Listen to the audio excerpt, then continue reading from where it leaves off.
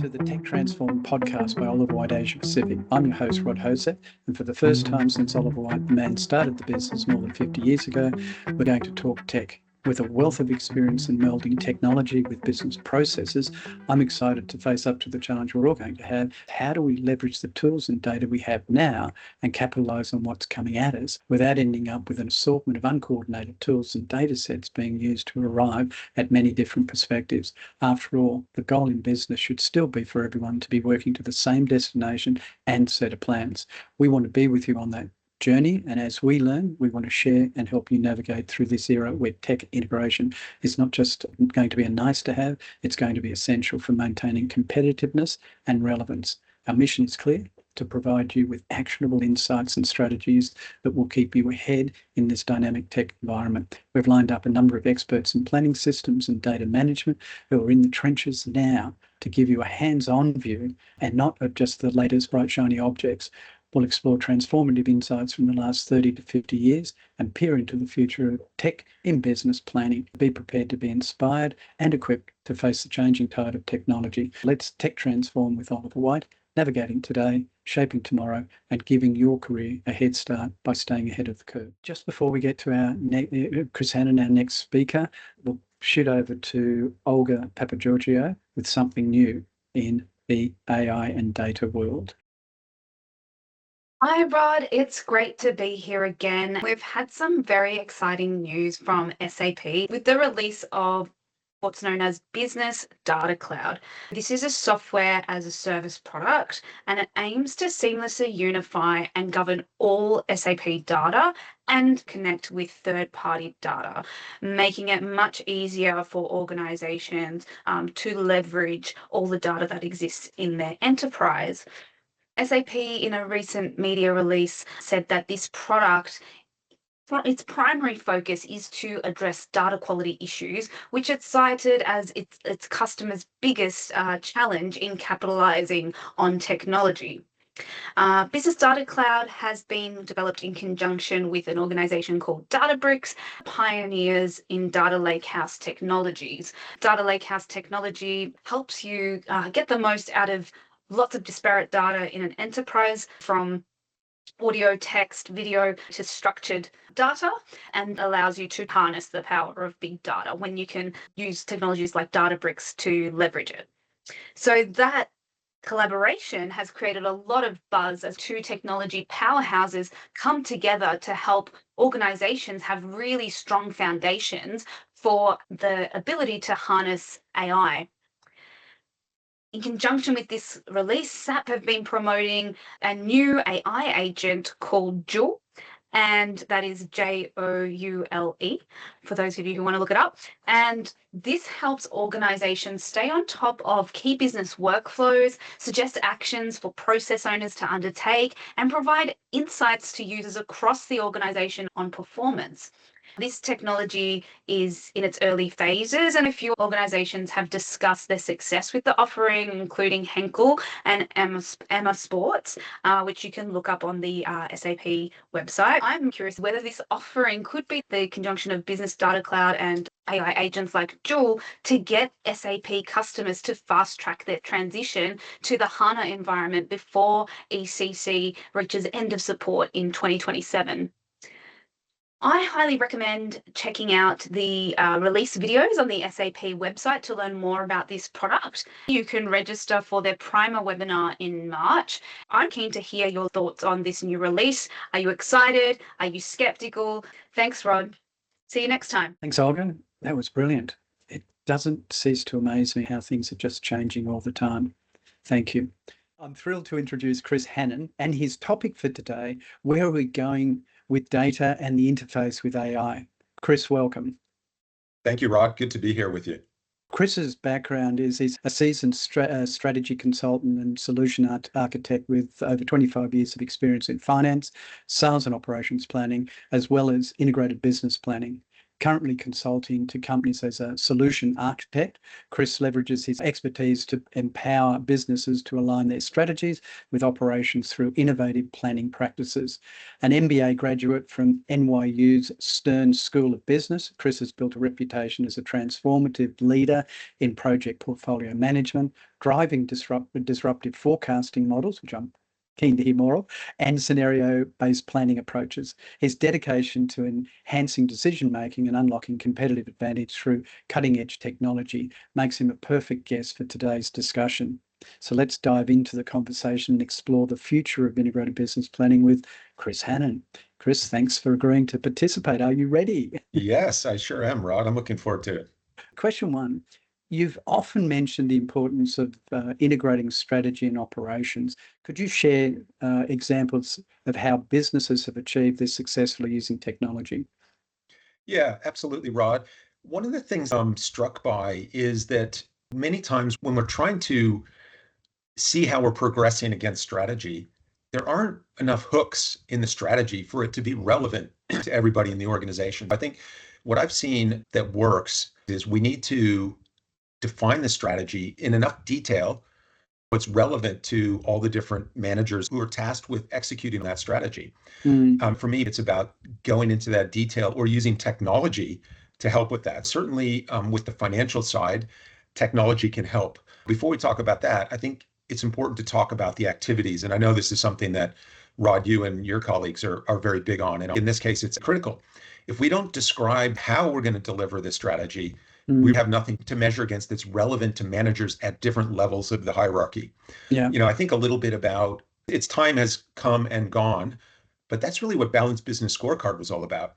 How do we actually translate the strategy into measures and KPIs and activities relevant to the entire organization? I still think that's important, even though it wouldn't necessarily be delivered through Balanced Business Scorecard. I would also just say, Rod, about the data.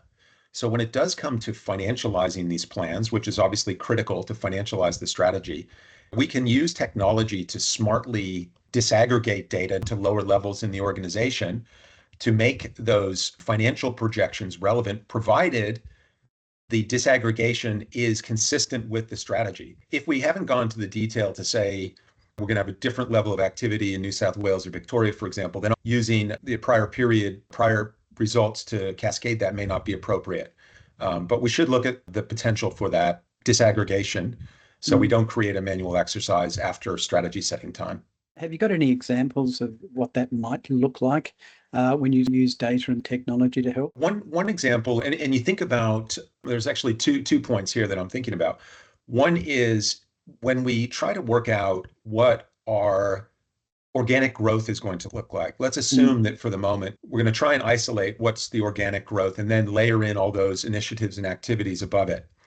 Unless we know there's a difference, we can use the prior detailed set of data to guide decisions, so to cascade the results of more high level. If we assume that the allocation to customers is going to be the same as a starting point, then the system can do that work and make the data relevant to managers who might be looking after a specific channel, for example. That's an interesting observation about strategy. We tend to set our ambitions, and that connecting the dots tends to be a labor of love unless you have the right data set up.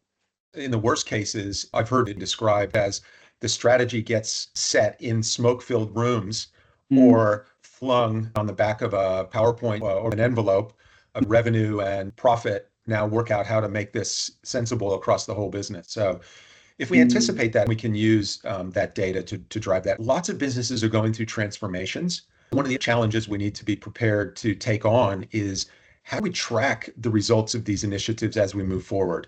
Yeah. It requires a lot of discipline to isolate the baseline from a cost-cutting initiative or any initiative for that matter. But I believe it can be done if there's some discipline put in by the transformation team or whoever's responsible for those financials. Another observation would be is that we make decisions back here, and then the outcomes are here, and we lose the connection in time. There's a wonderful opportunity to leverage technology to capture the decisions and test them against the outcomes later. And we're talking strategy. So by definition, Yes. that's a multi-year event. That's a Yes. long time to disassociate stimulus with response. And I think the real opportunity for managers and practitioners is not to see the transformation as a burden on our data requirements, but see it as an opportunity, because this team is bringing focus. They're bringing a lens to how have we changed in the last X number of years. That is super powerful if it gets harnessed correctly. So it is hard to isolate that data, but I would suggest that it's necessary for companies to really make a substantial change in their businesses. I know this is going to sound very simplistic, Chris, but to me, isn't that just part of setting up your system to snapshot at appropriate points in time? The data won't necessarily be captured in granular enough detail to, for example, what was the impact of a specific initiative. If we're doing cost cutting, but also hiring new people in different areas, we have to have the discipline to create the structured data that will allow us to report on that and then to code the data appropriately. Sometimes the least sexy topics are actually the most important. In this case, absolutely. Thank you for that. So moving on, question 2 is about scenario-based planning, and it's been the focus of your work. What are the key steps companies should take to implement it effectively? I've not encountered a model or an approach that allows us to model things we hadn't anticipated across an enterprise. My experience is that those being able to do that does rely on structured data. So that really means we need to anticipate the kinds of things we want to model. That's where the art and the science both come into play, which is what's the right number of levers to allow us to pull, but not too many so that we just totally overcomplicate the model. I think part of it is also a recognition that we need to build flexibility. You should be asking your teams when you're implementing, what are the levers we want to pull? How difficult will it be to change this later? Those variables are going to change frequently. So you don't want to hard code it so much that you can't introduce new factors like tariffs and the impact on where we're doing final assembly. We need to have enough flexibility to cater to those. And I think there's a behavioral piece as well, which is really more your realm, Rod, but around getting people to understand that the base case is not the end point. The base case is the starting point of understanding. And we see that with the finance audience I can speak to. They fall in a heap at the end of budget time, the first submitted budget. But that's going to be the first of 3 or 4 versions, not to mention where the real insights come from and the questions coming from the board are going to be, well, what if this doesn't happen? What does it look like? That's an underpinning premise with the scenario planning. The future is uncertain. Let's get used to it and make sure we're ready for the bandwidth of uncertainty. But there was a term you use which is tossed around a lot. It's called structured data and unstructured data. When you're talking structured data versus unstructured data, what are you talking about? Structured data is data where all the definitions are predetermined. If we think of customer, product, channel, product, time, geography, we know that whatever value and measure, so we say units sold, for example, we define those up front. The data itself doesn't tell you anything about the nature of that measure. Whereas unstructured data is a descriptive thing or a comment. Maybe we're doing sentiment analysis around our products and we get a whole bunch of Twitter postings or Reddit elements, and those would be unstructured. When I'm talking about the scenarios, what I'm anticipating here is if we want to be able to model the whole data, we want to see what the final impact is on the P&L. My experience is that has to be done ultimately through structured data. Now, I think we can use AI to start to challenge us on what things we should be modeling and actually doing the what if. So if you think of the agent endpoint that everybody's talking about, you could have it run lots of scenarios and say, give us back a handful that we should really investigate. I do believe it's going to ultimately revolve around structured data. That's an interesting comment because the view is that unstructured data is going to be the sauce on top to flavor the insights, but you've come at a different angle. If we talk about forecasting and sentiment analysis, there's an absolute role to play for large language models in that.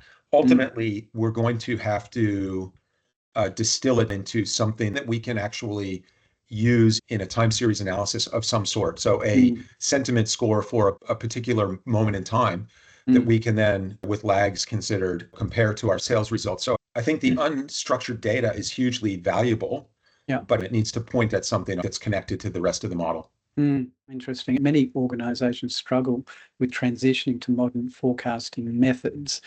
And I get this comment, and you probably had it as well, is, yeah, great, the computer says this, but I don't believe it. So what Yes. advice would you give to overcome some of these challenges? That actually is exactly what I was going to touch on, which is when you think about the capabilities of the technology, almost always outstrip the organization's ability to use it. And that's only increasing. A good number that people understand is probably better than a fantastic number that everybody questions. Yeah. So don't over-engineer it would be my first thought. There is such a proliferation and ease of access around the tools that you should be thoughtful about what you use. It becomes about horses for courses. And I'm imagining, I haven't seen this, you guys, Rod, Oliver White maybe has something like this, but I imagine a 2x2 matrix. On one axis, we have the importance of an accurate forecast, low, high. And on the other axis, we have the ability to respond to a forecast, low, high. There's tremendous technology available, and you can pretty much make it as sophisticated as you want. It's about making sure you don't overuse the resources. So we could plug in, for example, to Azure machine learning today and feed models in and run up some big bills in Azure. Let's make sure the use case justifies that investment. Be purposeful about where you deploy your resources. Understanding where you're going to get your biggest bang for your buck, and then invest in that area, as opposed to being broad brush with everything for all your forecasting needs. Yeah, so I think segregating and treating different segments differently from an effort and attention point of view. I'm very interested in what large language models can do to help with forecasting, and we've talked about some. My feeling is that there's other areas where they can provide more bang for the buck than time series forecasting. Interesting, because that's the next question. I get it, you probably get it as well, that GAI is going to just do all that for us and give us the answer. I mean, we know that's not true right now, but how can businesses harness AI and advanced analytics to improve their decision-making processes while ensuring the data integrity?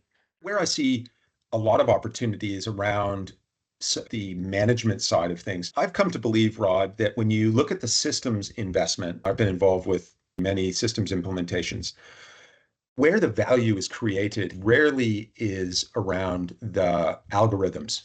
It's around the process. And that's, I should have mentioned that before when we were talking about the forecast. In the era when big data was the thing and data science, everybody wanted these models that could launch rockets.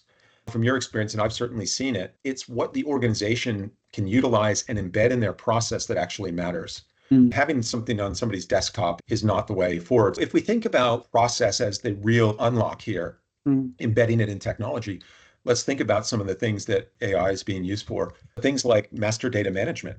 If a company's got tens of thousands of SKUs, large language models are fantastic at reviewing and crunching through lots of information and giving us all those exceptions that we need to deal with, enriching that data. So we get some master data from a supplier or from R&D, whoever it might be. Let's enrich it, get the system to suggest what the completions should look like, and then somebody just reviews it.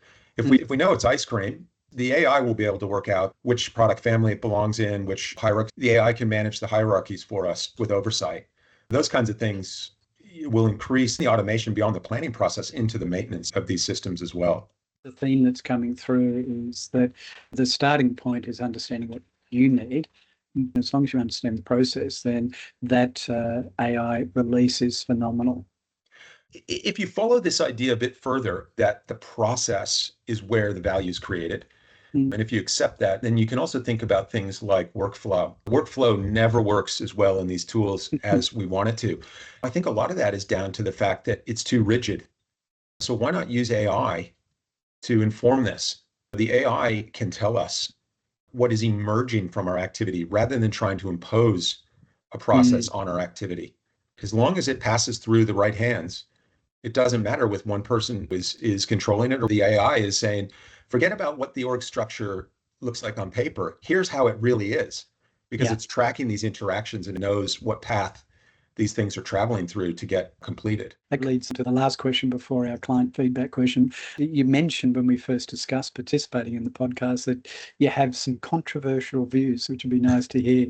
What do you think the future of AI is for companies, and what preparation do you think they need to do right now in anticipation? What I've noticed, and if I just think back on the evolution of tools, software, solutions for planning, we started off with things that were very open. I remember there's this thing in the UK called the OLAP report, and it had about 20 different OLAP databases. So they were all modeled off Essbase and its precursors. Over time, the SaaS businesses have done a great job of making purpose-built solutions to meet things, and that's been a trend for more than 10 years.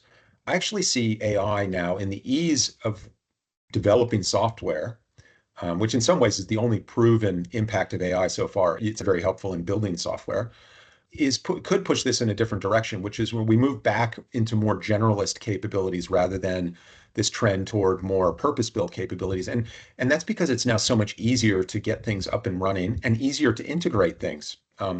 So I think in the future, we will see finance people, IT people, planners are going to be systems integrators. If you look at FP&A, the analysis, we didn't even talk about this around the AIs, but a lot of the content we see in commentary, if it's about, okay, where were we against budget, forecast, and everything, AI could do a better job of that today.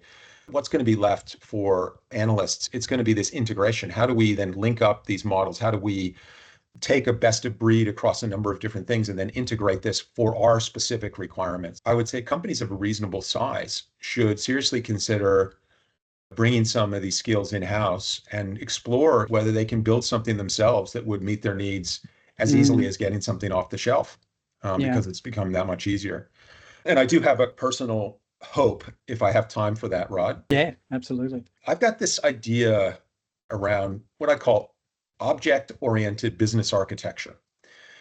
The software engineering world has been very good at articulating principles around service-oriented architecture, object-oriented architecture, and more recently, microservices and so on. There's a great memo doing the rounds in the last couple of weeks, and it's about 20 years old, from Jeff Bezos. It was a memo he sent to his engineers saying, everybody needs to have an API to whatever they do.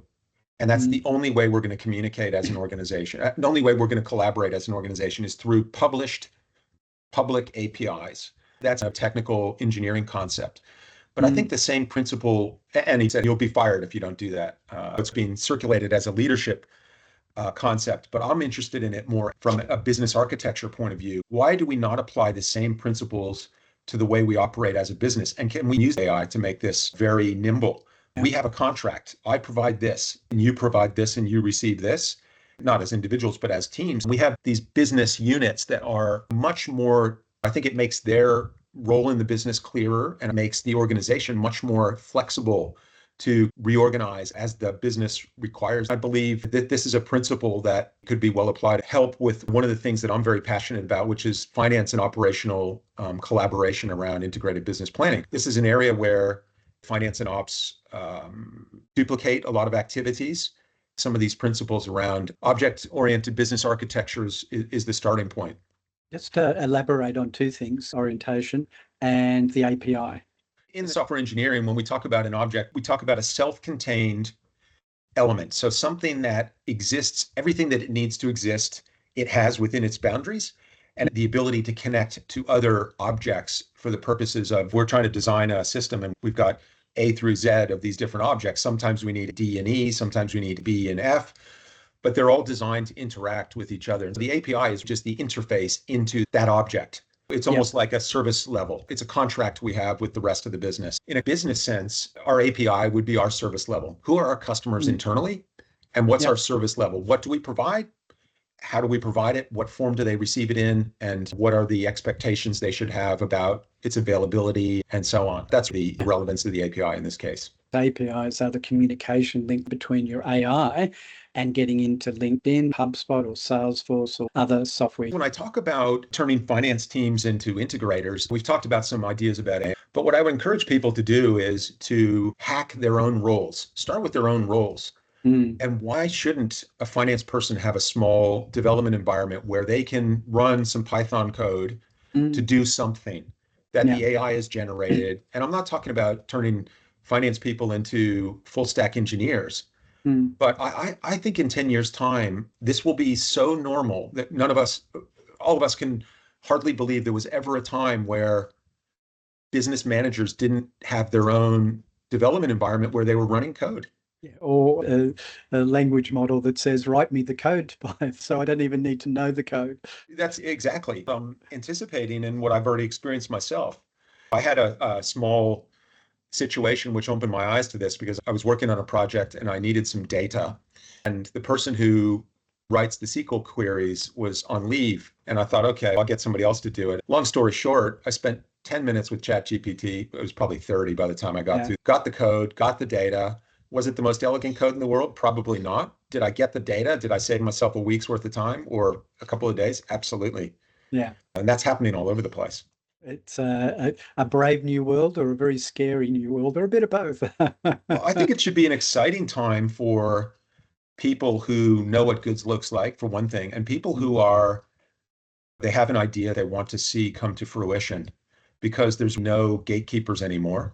You have an idea, you can run with it. The challenge is going to be for organizations, how do they harness this? Because you don't want thousands of individuals all running off in their own direction. But equally, you want people to be yearning for that because they're the people who are going to really make the most of these opportunities.